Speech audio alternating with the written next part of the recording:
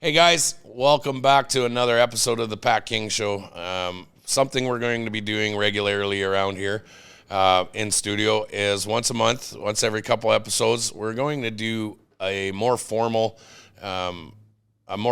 show per se on relationships. And I thought, hey, you know what? What a better way to show people relationships and relationship topics, working with each other and all that, than to have my own spouse in the show, so you guys get a more personal feeling of what it's like. So if you don't know her already, ladies and gentlemen, this is the love of my life, Sophie Perot, and welcome to my show. Hi, bubbies. How are you? I'm good. How are you? I'm good.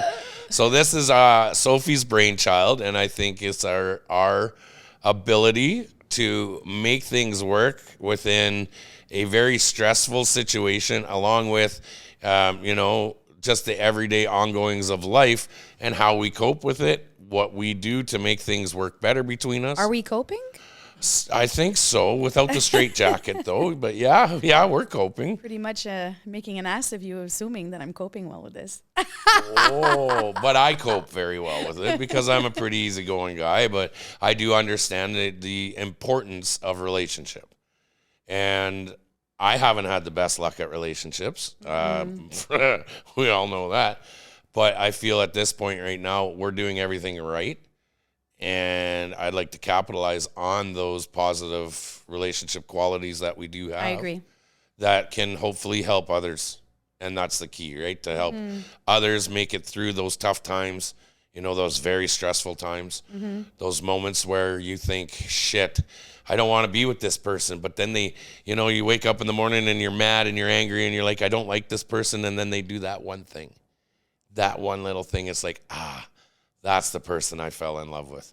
So to capitalize and hold on to those moments and make those moments more predominant within the relationship. Well, lucky for us, we're not there yet. We're quite a new relationship. We've been together for just about a year. And I'm not at that point yet where I'm looking just for the one positive out of my whole day. But the two of us have been there. Yes. So we can talk about that because Absolutely, we've both been married. And for a long time, Sophie, 20 plus years, myself, 16 years. We've gotten away from that. We know we went there, but we don't want to make those same mistakes. We know what we like. We know what we don't like. We know what we want moving forward. Because when you get to a certain age, you just don't let things you don't want in your life be there anymore. You start to put boundaries up and you become smarter and more guarded. You don't want to start the same stuff over again, right? So that's why a lot of people I've noticed, they stay single for a very long time after divorce. Us, not so much.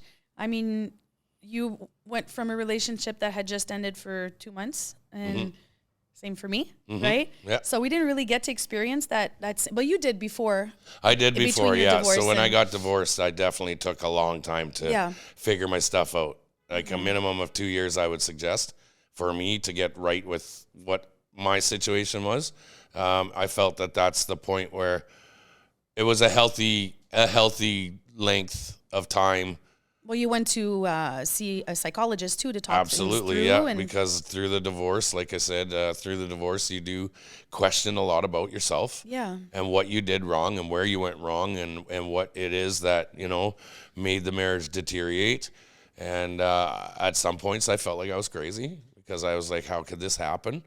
Although when you get back and in therapy, they are really good at showing you what happened throughout the years leading up to that, of which I was busy working or dealing with my injury and dealing with some serious events in my life that I never stopped and looked at how this led up to these moments. What I've heard from your psychologist is sometimes psychologists will talk to you and let you figure stuff out on your own. They'll ask you questions and then you'll have to talk it out and you go, oh, wait, yeah.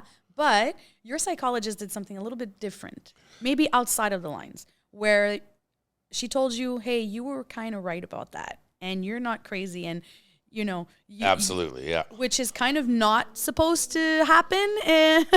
But it was probably healing for you to realize not everything is your fault. It was a oh shit moment. It was really? Like, man, you're right. Oh. Hey, ladies and gentlemen, welcome to the Real Pat King Show. And boy, do I have an offer for you. Are you looking for an online casino to play in Canada? Look no further. PlayNumbers.Game has been in operation for nearly 7 years, and it's now one of the fastest growing online casinos in the country. Why are so many people signing up, you ask? They have daily giveaways right on the site, reward points for every dollar you wager, fast and easy withdrawals, simple sports betting with some of the best odds out there, VIP treatment for every player, no exceptions. And here's the big bonus. Everyone who signs up using my link is automatically entered into a $250 draw every Friday at noon. Ready to test your luck? Sign up now at PlayNumbersGame and see why everyone's talking about it. And ladies and gentlemen, do I have another offer for you? If you use my promo code PATKING and deposit $10, it'll give you automatically 100 free spins. Don't forget, promo code PATKING. Hope to see you there.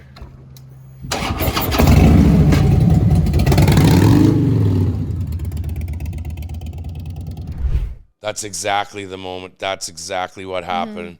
And now I can see it. And what it did was it actually allowed me to remove a lot of the animosity I had between my ex-wife for doing what had happened, and had given me a little bit more insight on how she felt and what she was going through and why she did what she did. And for me, I actually got a little bit more clarity to how that worked. Albeit, it takes two, ladies and gentlemen, and we can both agree it takes two in a relationship. Some of us put in more effort. Some of us don't put in enough effort. So there was a lot of moments where there was the moments. Do you think that you put more effort now, or has it always been the same? Like, how do you feel you're navigating this relationship? So I feel like straight up, I'm putting in the exact effort that I'm getting back. Oh. Right? So it's still conditional because you want to make sure that... with the relationship, right? As long as, and I've told you this, as long as it's there and the treatment is there, it will always get reciprocated back. And you need to be able to have that understanding that, hey, early on in the relationship, if shit starts to slide, and goes downhill a little bit, I'm going to stop and ask you what's going on. Because I feel that if you're giving me all the love and attention, then I'm going to give you all the love and attention back. But the second I say I start, and I'm going to put it on me because I don't want to say you are, because you don't. But when I start to slide and slip, I would expect you to say, hey, babe, things aren't going, I feel like we're not talking enough, or we're not communicating enough. We're not, something bothered me and I really need to talk to you about it. Do you feel like that could happen with us? It happens with us. No, do you feel like we can start slipping? Every relationship can start slipping. So, yeah. Absolutely. It's not just an us thing. It's everybody goes through those moments, but it's recognizing those moments. And that's something key that we're very strong on. We pick up on those very early on. So we know when things are going, if they're going a little different. We have a really good tendency to pick up on energies. Yes. We're both Leos. And if you know us already, you know that we're very much alike. We're the same person. Yes, and that's kind of scary, but awesome at the same time. So when the minute my mood changes, and I'm still in my head, I haven't even told him yet, babe, what's up? Yeah. You okay? I can feel it. What's going on? Yeah. It's kind of nice. It's kind of nice because you figure it out right away. And I don't know about you ladies. I've seen this happen a lot in relationships where a woman would go and start to loudly cook dinner and just huffing and puffing, and upset that the man didn't even acknowledge that she seems to be a little bit off, right? Because that's all they want is, hey, you okay? Do you want to talk about it? And then she just wants to lash out. It's because you da-da-da-da-da. So the more he doesn't ask, the more they get mad. They don't even care. They say I'm in a bad mood. They'd rather not even ask and not address it. But you address it right away because you cannot stand thickness in the air. Absolutely not. I've noticed that about you. Whenever you feel an energy, you're like, no. Let's bring down the mood. Like, please, this is feeling too thick for me. Yeah, and in the past, it was considered, oh, you're just paranoid. You're just paranoid. Like, why do you always think there's something wrong? But you're always right. And then later on down the road, there's a blowout. Like, and this happened lots in my marriage. Everything was fine. Everything was good. Things are great. Kids are fine. Okay, great. Then you get home from work, and I didn't work your typical 9-to-5 job, so I'd always be gone out of town, and I'd get home from work, and the first couple of days would be great, and then all of a sudden a blowout. And it'd be like, But I thought everything was fine. Why am I getting into this situation now when I've been asking all this time and you're telling me everything's fine, everything's great. But then when I get home and it's not great.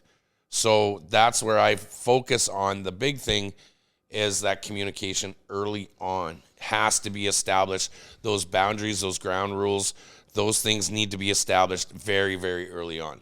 So that each partner in the relationship feels that they have 50-50 ground and they're not going to get attacked when they have an issue. So during that, it's when, okay, say I come home and I'm in a new relationship and I say, hey, I didn't really like something you said at the party the other night, and I just want to address that bothered me, you know, and if we can, I really like you and I really see a potential of a great long-lasting relationship. But I think, you know, I just like it if you can be a little bit more aware of that in the future. Now, that's going to tell you two things. If that partner comes back at you and says, yeah, whatever, okay, that's not the partner you want. True. You want that partner that's going to say, oh, I'm so sorry. I didn't realize that. And what is it that I can do better? Because I really want to make this relationship work. And I'm open to suggestions. And then that partner will see that, oh, shit. He listened, he heard me, he wants to correct it, and it builds and strengthens that, like, you feel heard. It's the trust. It's the trust, but it's the knowing that you're not going to get lashed out at by addressing. For every little thing. For every little thing, exactly. But what do you feel about, however, men saying, women, you should really pick your battles? So you got to find a happy medium, right? Oh, you went there, didn't you? Yeah, because I know men say that. My God, girls are always nitpicking at every single little thing. So then if a girl goes, hey, babe, I really didn't like it when you put on your right shoe before your left shoe at a certain point. No, but you know what I mean? Like something so minute. Yeah. Where do you draw the line about what needs to be brought up? And I find that a lot of the times ego gets involved. Ego gets involved and you get offended because your partner that loves you very much, that wants to make things work with you, that has enough love to come up to you and say, hey, let's talk this out because I don't want this to get to a point where I don't want to be with you. And you take it bad and your ego gets affected. And then you get all up in arms about it instead of just appreciating that someone loves you enough to sit you down and wants to fix something before it gets worse. Well, that's why it was funny when I said you went there, because I am a pick my battles kind of guy. And I will let things slide if I don't see the severity or the importance of me getting frustrated enough that I have to sit down and say, hey, this bothered me. Like if you left a knife on the counter with butter on it and left a butter stain, I am not going to get mad over that. I am. But what I'll do is I will clean it up and then I'll put it away and I'll make sure that it's like, okay, this is a minor thing. I'll be just like, hey, babe, you left the knife on the counter. I'm not going to use it to get mad and say, oh my gosh, this is like the end of all. You never put things away. Yeah. I'm sick and tired of having to always clean up after you. So it won't get there with me. That's pretty minute though.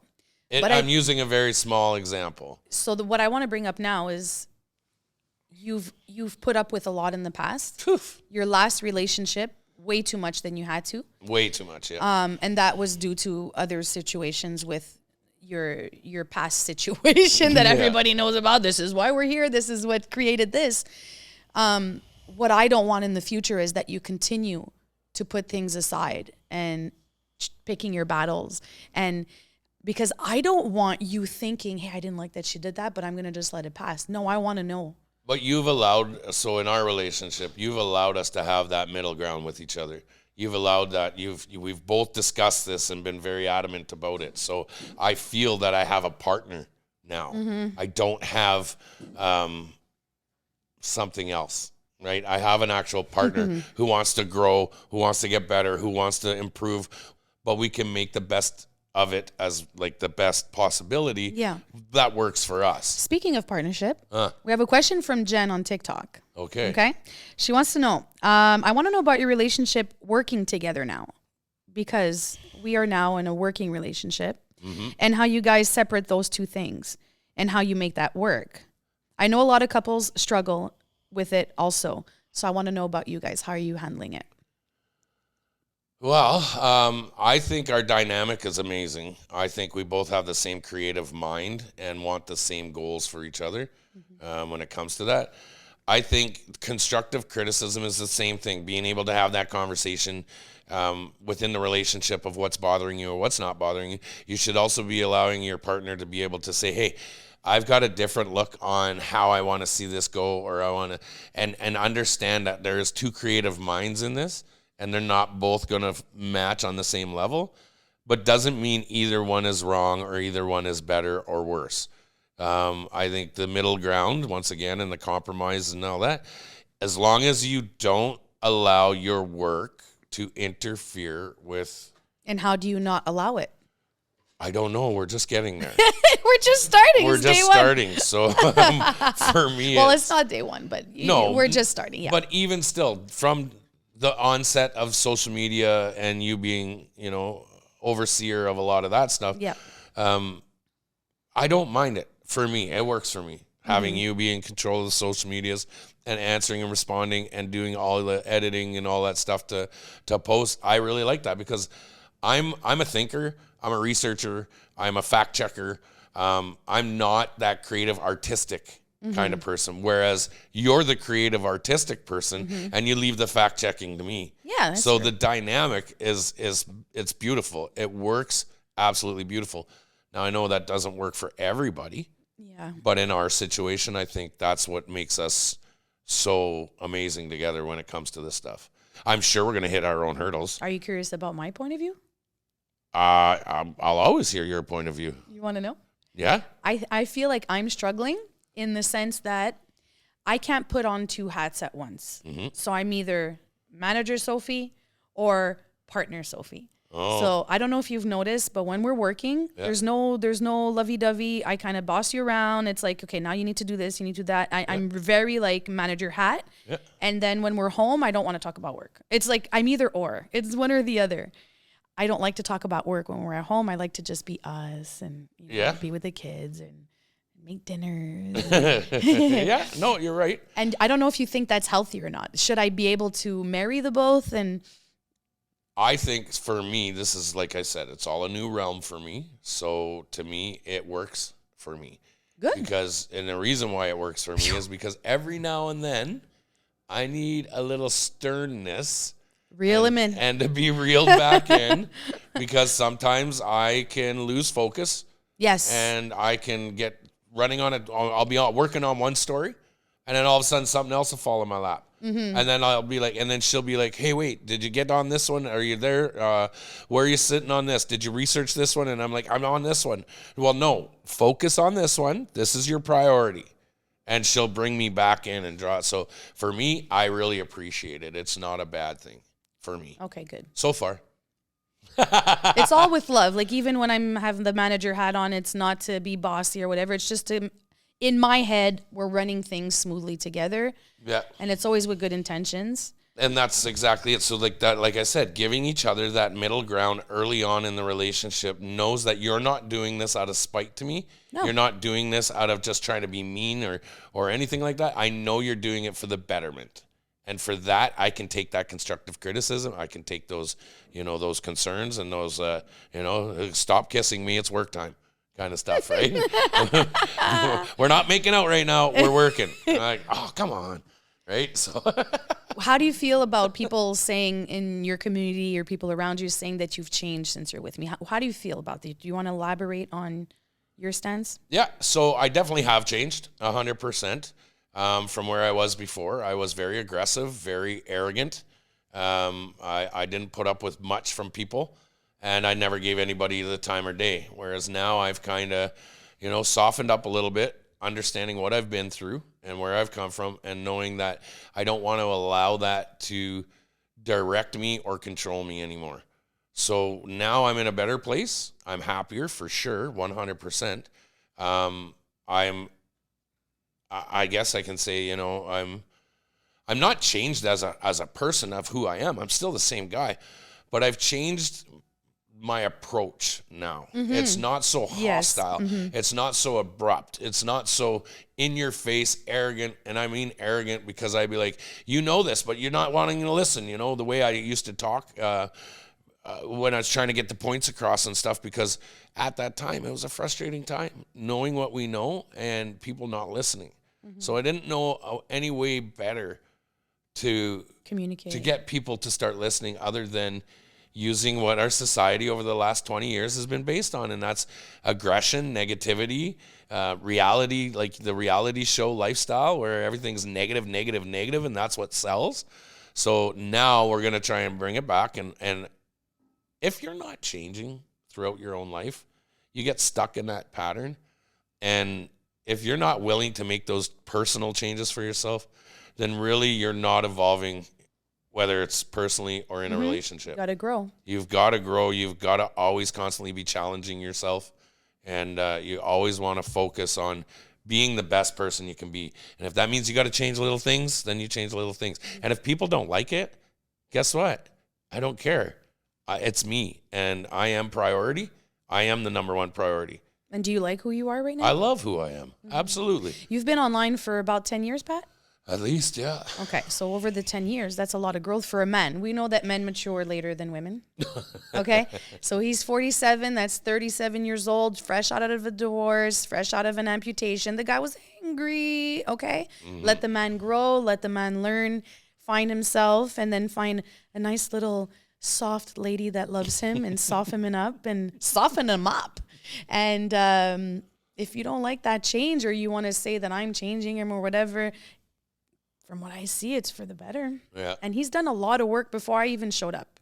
I wouldn't have loved the man that I see now when I look at his old videos. I wouldn't have, I mean, I was still attracted to him. I would still be attracted to him, looking at him like he's a cutie. But, you know, that abrasive kind of style was not my style. Yeah. When you and I first communicated the first time, it was very platonic. It was, hey, that's Pat. And I saw him online, and I explained to him what he meant to me during the convoy, and he cried, and I was like, "Aw, Bobbies."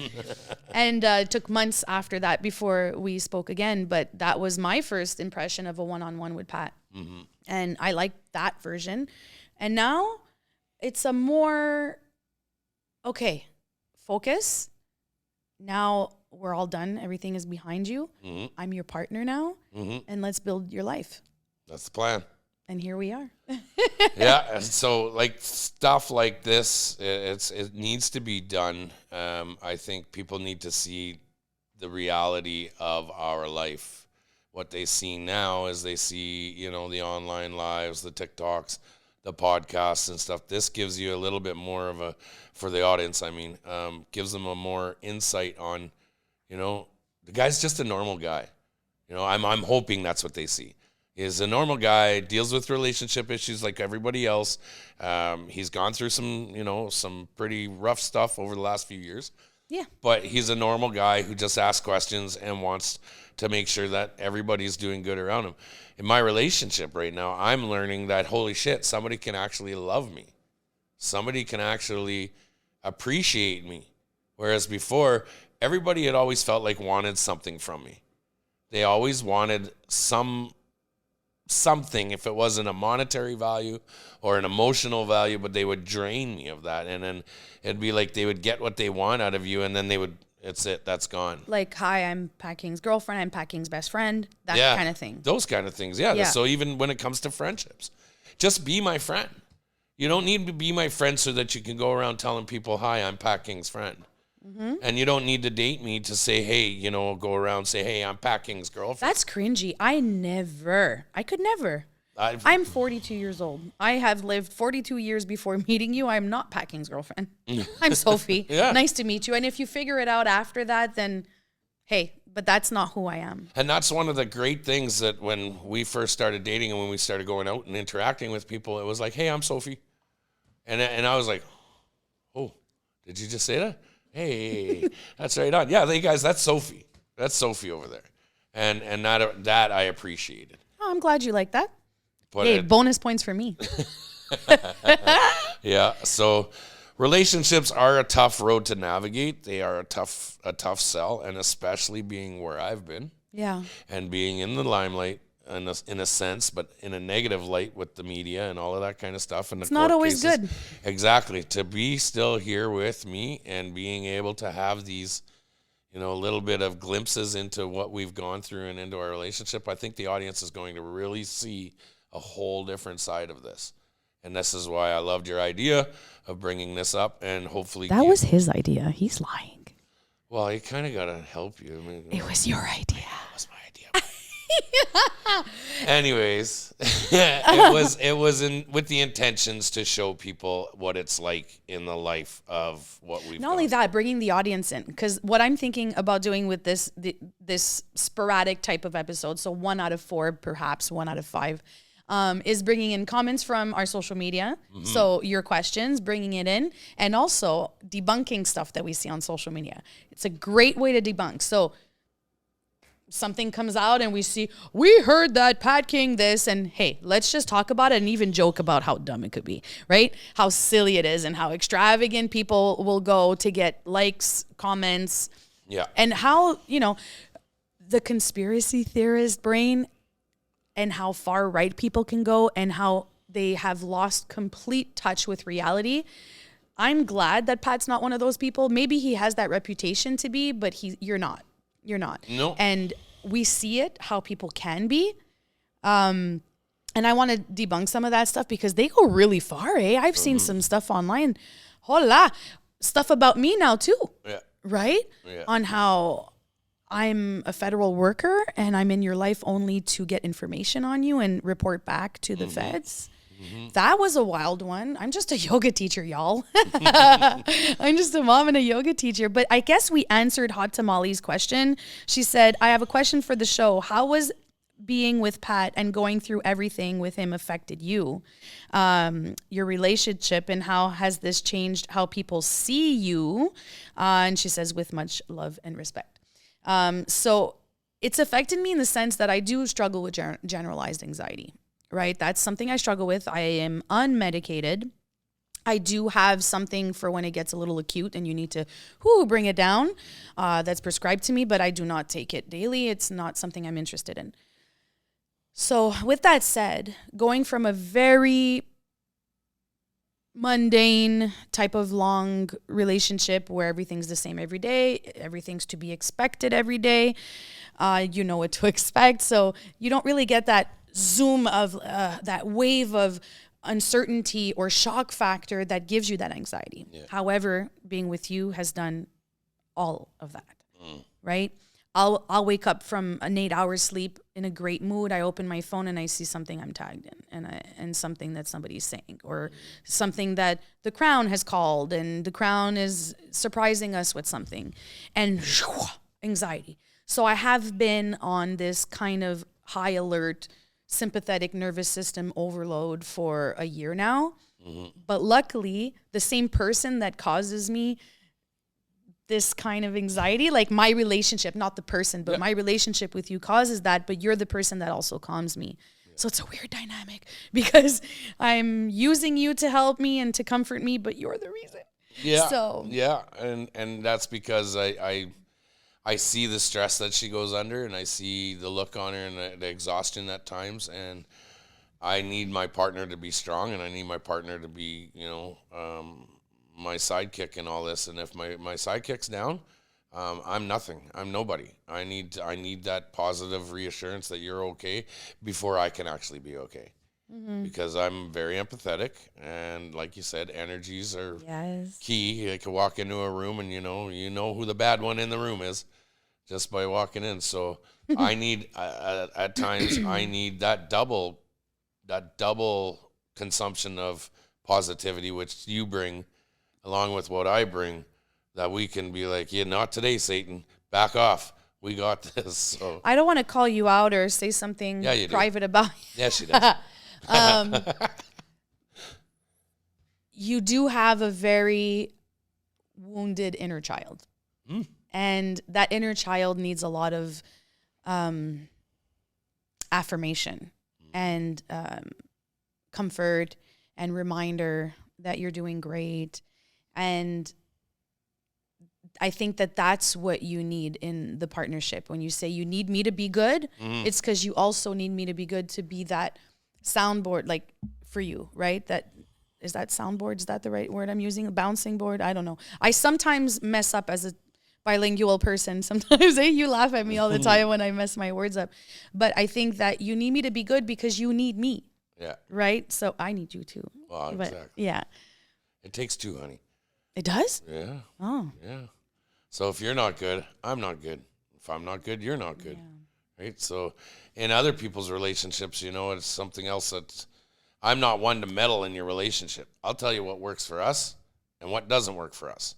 Now, if you choose to take those, and practice those techniques, I'm not saying we're perfect by no means. But What technique are you talking about? just like setting that boundary, giving each other that open slate when you're getting new into a relationship where you both have 50-50 say at the table, and you know that you're not going to get lashed out at when you reach out and say, hey, babe, I'm having an issue with this, and then that other person yells at you. Well, then you're never going to bring up a topic again. You're never going to want to, say anything in the fear of getting, ridiculed, lashed out at, all of that. So allowing that, which is something I told you very on, communication was big for me. We need to know that we're both at the table and that you can come to me and tell me anything, and I come to you and tell you anything. We're both Leos. We have the Right. same style. You know what's the worst is when you bring up something to somebody and you come with an open heart. You come with a very calm energy, with love. And then you say, so when you did that yesterday, and then their response is, yeah, well, what about you when you did that and you did this? Projecting. Yep. That is the worst type of partner that Don't tell me about it. Why, you've been there? Oh, Have you? yeah. Not for you?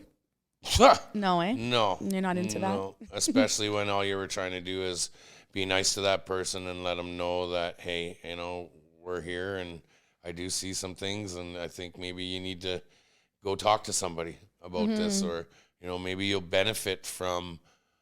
And yeah, no, I'm not the only one with something wrong. It's you too. You're the one that's got, Look, I'm not talking about me right now. I'm trying to help you out right now. I understand everybody has their issues, but all we're trying to do is make you better right now. This is the I've been topic. with you for a while. I never once felt like you had to go see somebody or consult. I guess it's just that. But that's that projection. When I made those suggestions in Yeah. the past, right? When I made those suggestions in the past, it was to help that person out. It wasn't that I was picking on them. It wasn't that I was lashing out at them. It was like, look, you have some generational trauma that's really bad. And it's not only that, it's reflecting out into other aspects of your life. And you're not understanding that part is all I'm trying to say. Maybe you need to go talk to somebody. And then they would come and instantly lash right back out at you, right? Yeah. Like, yeah, no, I'm perfectly fine. You're the one that needs to go get help. And you're the one that needs to go to talk to somebody. And I'm like, but I have. I have done I'm perfect. Not that I'm perfect, but I have done that. And I have gotten the tools to use when I'm in situations where, you feel this and then you're absolute lashed out, screaming, yelling, punching people in the head, things like that. So, You brought up generational trauma. yeah. Just touch on that a little bit in case somebody doesn't know what that is, and then I'd like to elaborate on that. Okay, so generational trauma is things that your family members have gone through that they used as coping mechanisms as they were growing up. And sometimes those behaviors were negative behaviors, and sometimes those their coping mechanisms were not really positive means of coping through things. And you witness that through your parent. You witness that through a brother or a sister or an aunt or an uncle. And watching them growing up, it became normalized for you. But now And so you kept repeating it through the generations. Yes. Yes. So generational trauma energetically as an energy worker can also be ancestors that you've never even seen that with your own eyes, but it's carried down through the womb over and over again. Mm-hmm. I want to know how you feel, because I know that you have a lot of things that you don't do in your life that other people have done.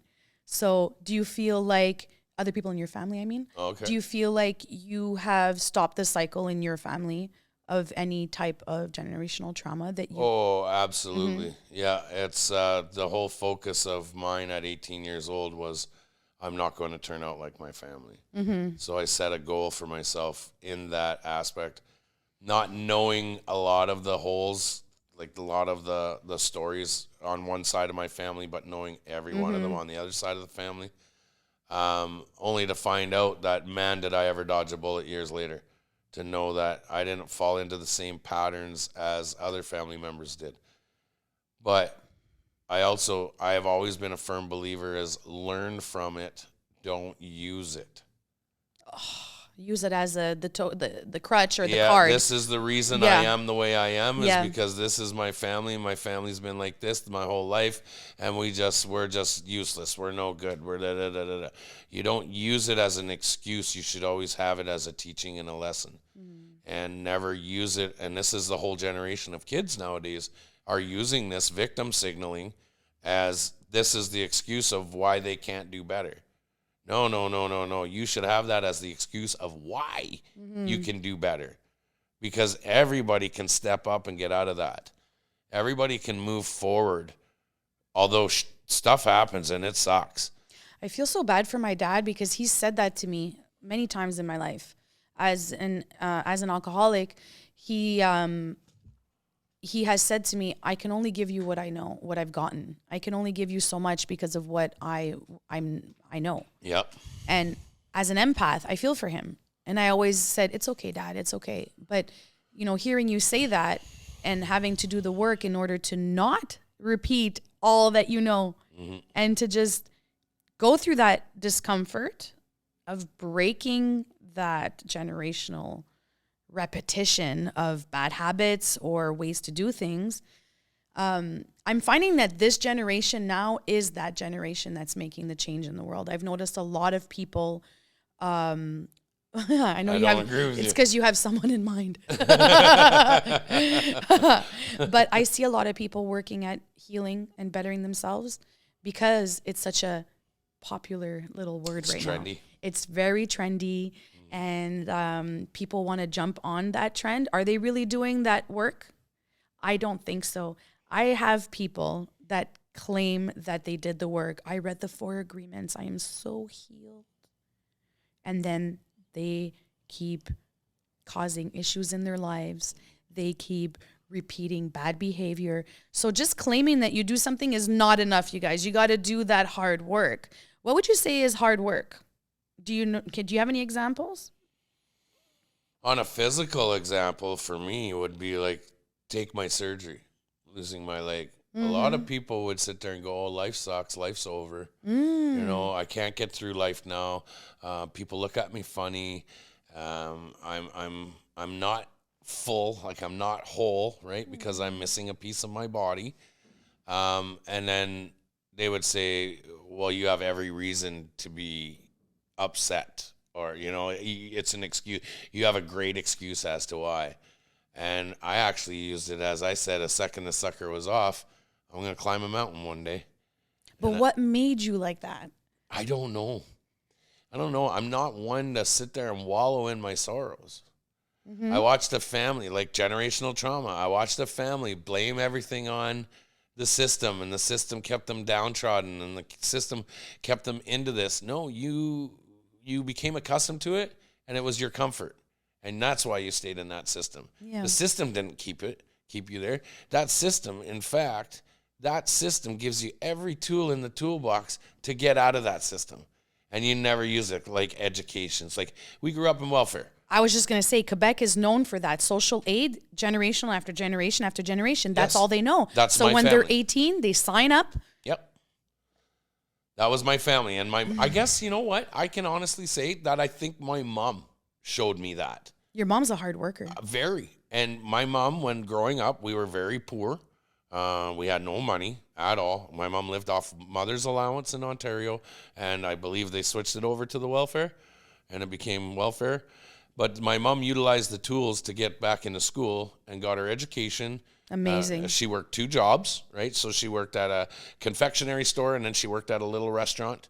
And then she also cut hair. So my mom would always, she was doing stuff all the time. That's awesome. And then she went to university, got her degree in nursing, and moved forward and really showed. So watching my mom go through that, I guess that was the strength. That's where I saw it. I was like, okay, my mom could do it. She's a girl. Have you told her this? I I don't know if I have told my Let mom me text this. her right now. I'm going to tell her. No. I'll tell it to her face. She needs to know.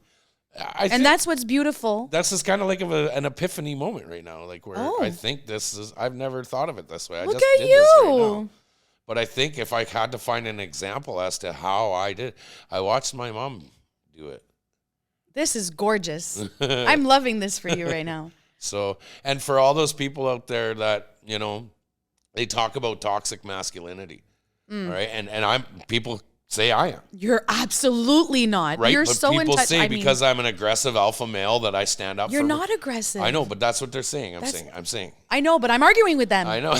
Let me argue with them. But think of it this way. 84% of children are all raised by their mothers. There's no father in the picture. Mm-hmm. And then I might be wrong on that statistic. So a majority of the number of teachers are women as well. So there isn't no problem of toxic masculinity. There's problem of no men in these leadership roles. No leadership roles. Mm-hmm. These women are the ones that are creating the toxic masculinity out of these men. And I could be wrong on that part, but at the statistics is what I was going with. And I'll find it at another time just so I can clarify this. But there is a statistic that shows that most men have been raised by women. So where does the toxic masculinity come from? Do we dare say it? TV? Women are toxic. Oh, see, that was what I was kind of trying to avoid. Women are toxic. Mm-hmm. You see it. Oh, I we see it.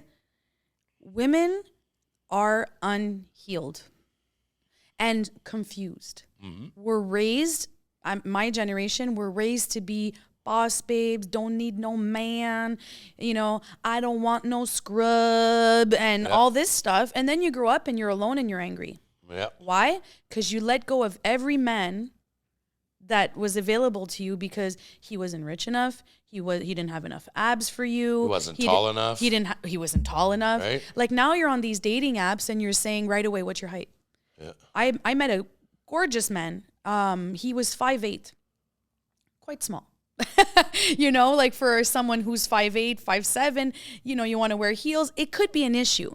But the man, that was the first thing every girl asked. How tall are you? And that was a big, discomfort. Like, what do you call that? Like an insecurity for him.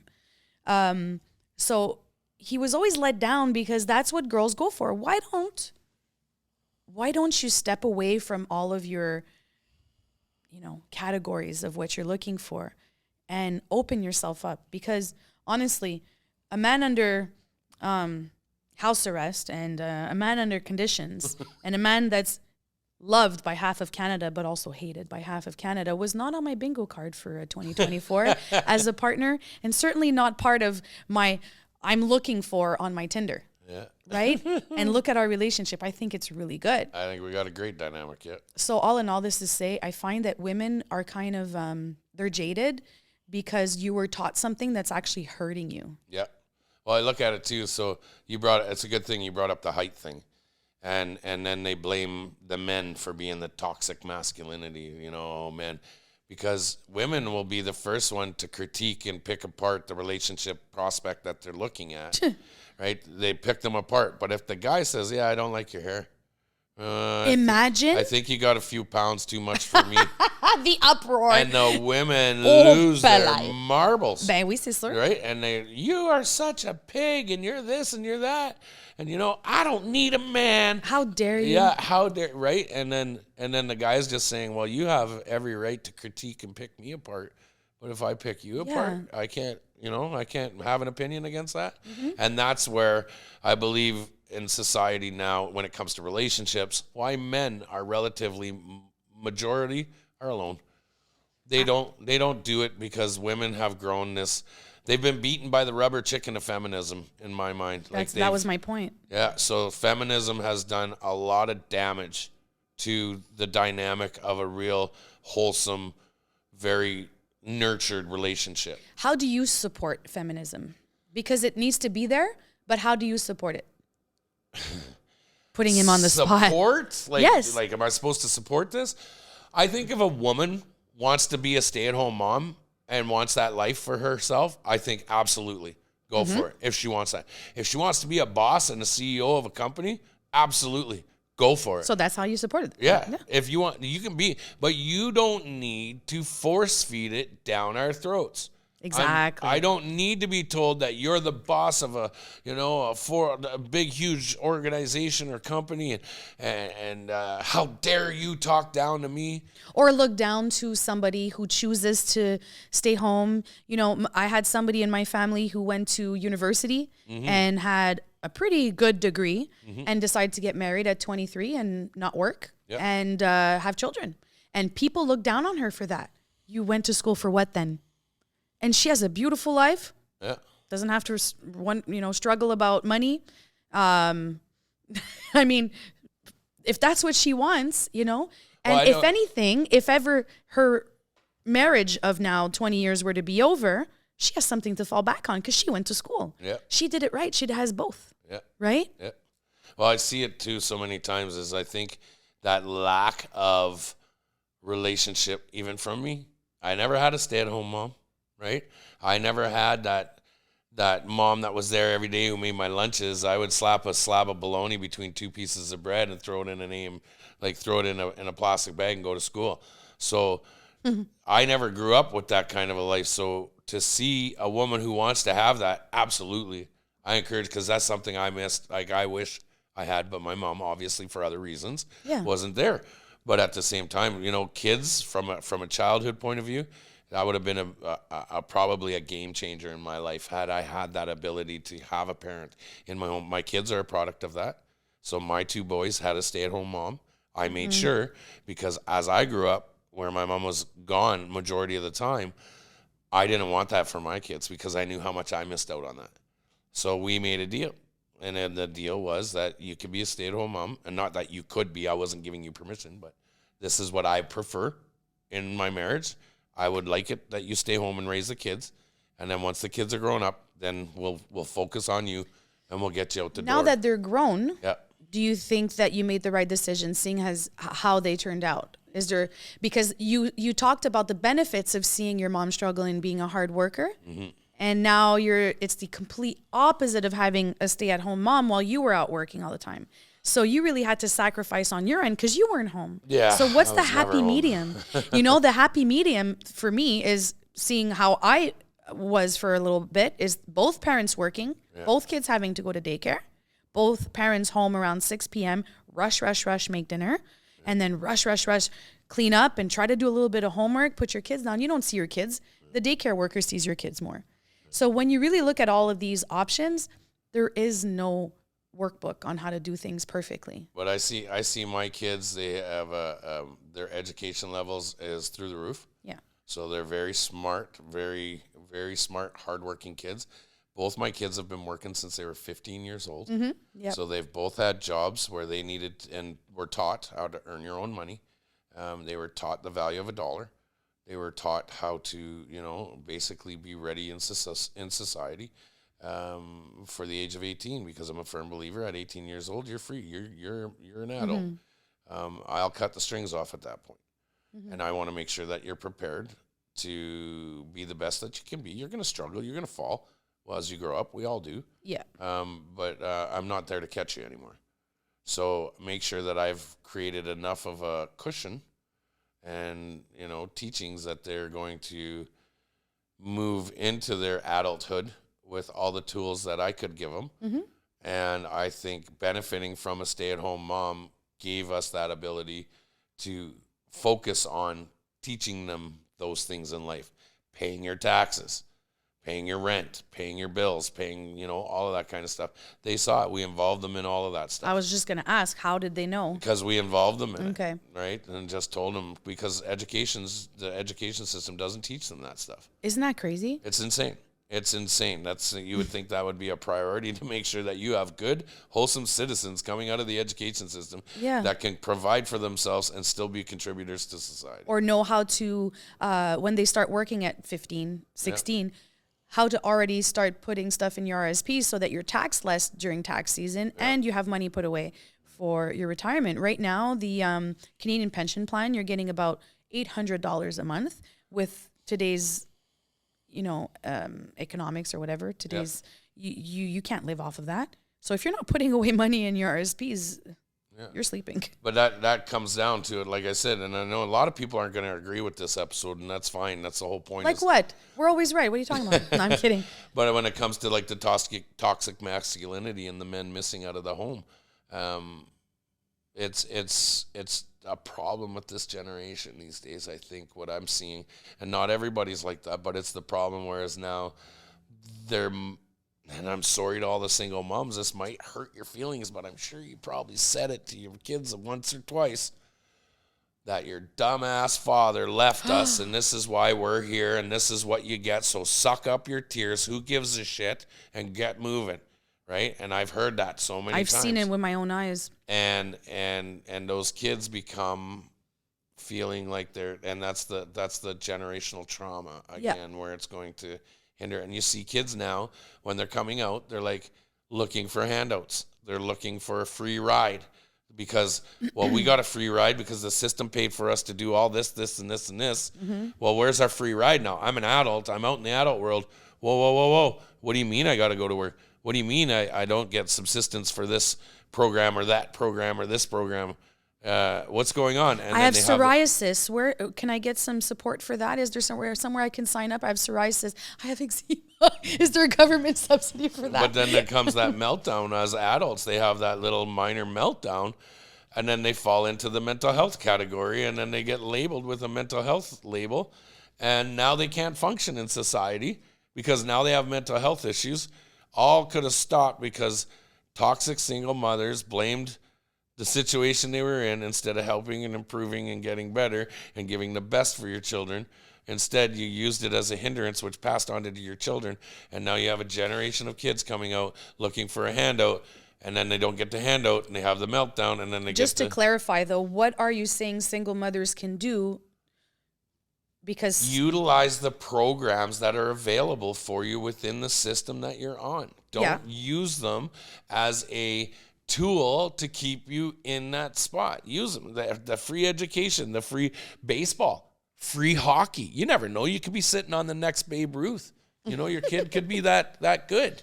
You don't know, but utilize those social economic programs for what they're used for. Mm-hmm. Get your kids out into programs.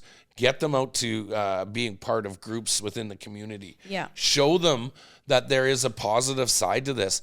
Don't sit there and wait month to month and wait for that welfare check to come and then bitch and complain because the welfare check wasn't enough. Okay, so you're saying, just to circle back, because you talked about bad-mouthing the parent that wasn't there. Yes. So in order to have the child be a more positive child and not look at the issues in their lives and want to blame another person, see how hard the mom's working and not bad-mouthing the other parent that's not there. That's right. Signing them up to everything that's available and all that. So you're saying utilize the programs available, and you're in a shitty situation. Yeah, your spouse or your partner wasn't the greatest partner, but your kids don't need to hear that. Never in front of the children, guys. And a lot of people do. I've watched it. I've watched somebody look right at their parents, right at their child, and called their child's father a deadbeat piece of crap and all this stuff. But yet, all I did was watch that child's father try and call and talk to their kid as many times as they could. But the child wouldn't answer the phone because they knew the mom said, my dad's a deadbeat. So they think they've got to, because mom puts the food on the table, that if you don't. That's a whole other episode, like parental alienation. And that's huge. And that's illegal now, eh?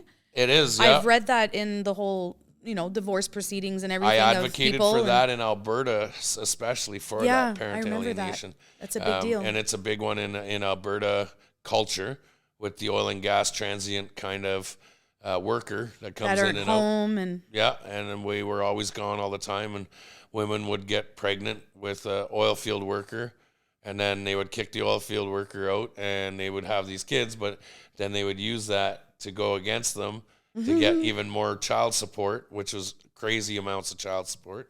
And then, we're going to go spin off on a whole other topic, but then they wouldn't allow the father to see the kid because the father is out in the field working sometimes. So basically just a sperm donor and a free check every month. Walk. So we advocated for that because parents would be like, well, you're only home this week and I've got these plans because you work 3 weeks on, 1 week off. Yeah. and then you come home for that week, you want to see your child, but now it hasn't been arranged and all this stuff.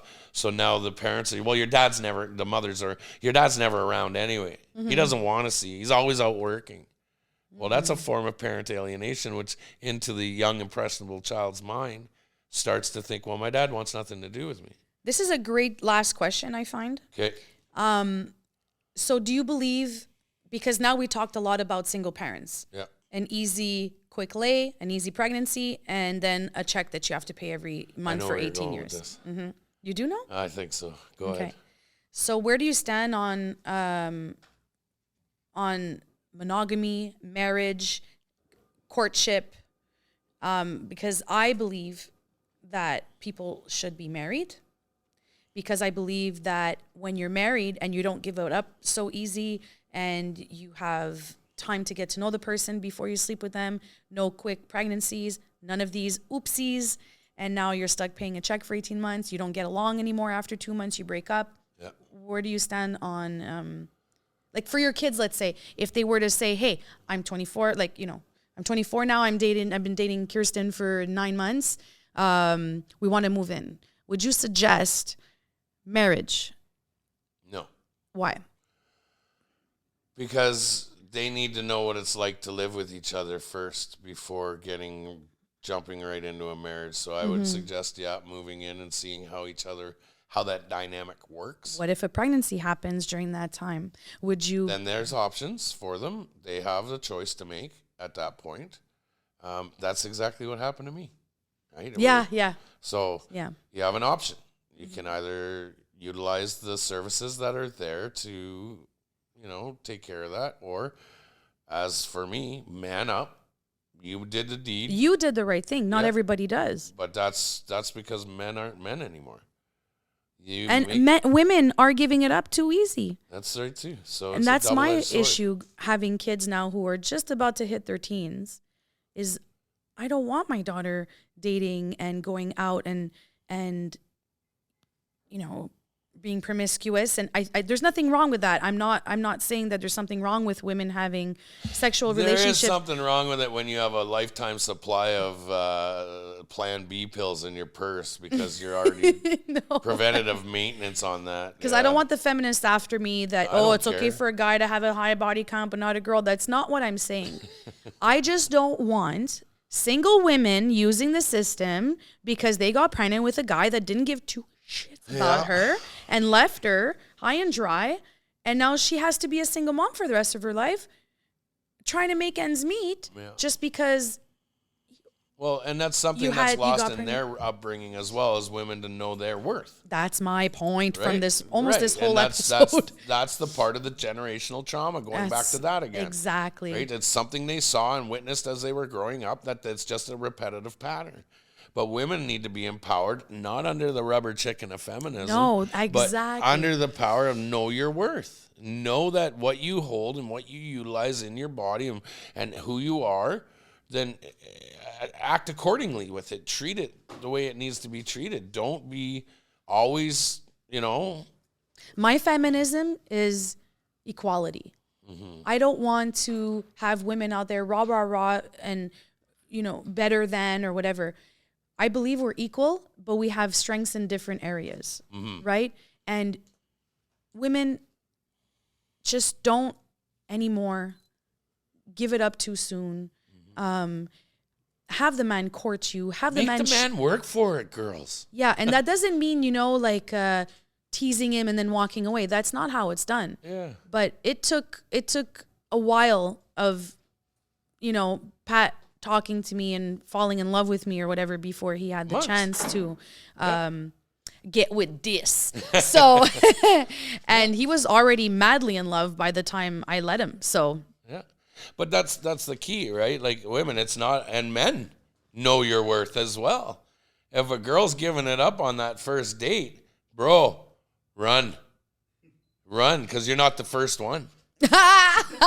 Okay, so that's That's a number one thing right there. She's giving it up right at the first hit. And when she says, "I never do this," yeah, I never do this. She does. She does. Yeah, exactly. Right? So girls, stop saying that because they're on to you. Like it's gone around enough. Like that little one-liner, they know. Yeah. So, with that being said, guys, I think that's a great intro to our first ever episode here. I really appreciate it. I'm glad. It was fun. This first episode for you and me. I mean, yeah. This is. I think this can go. You like it? I'm liking the dynamic. Do you guys like it? We want to hear back. I'm just lucky enough that I get to go home with this one. And that we get to work together. All my other guests I don't get to go home with, but this one I get to go home with. So, but I'll make him work for it. Remember, girls?